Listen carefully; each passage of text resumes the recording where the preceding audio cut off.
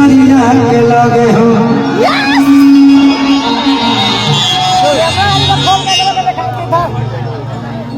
कि 2 महीना में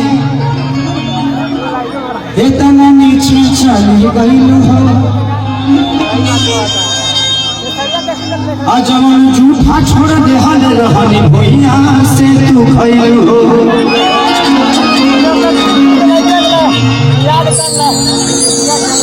अब तो देखियो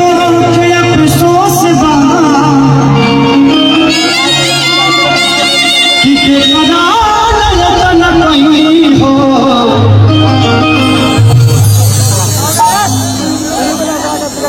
कि खुद से डर लागता बेवफा के हो गई हो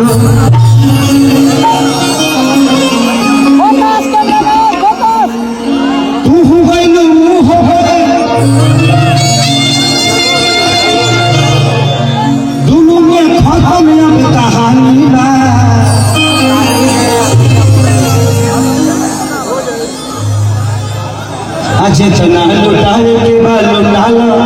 और 2 महीना के जवानी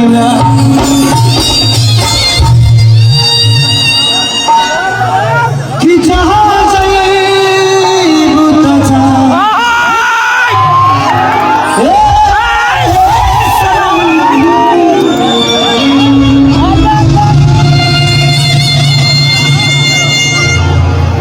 मोतरो तू रहू तो हमरो गिर जाई लो तू जैसे रोए ना तो हमरो गिरे लगेला लो कि जहाँ जाइबू तो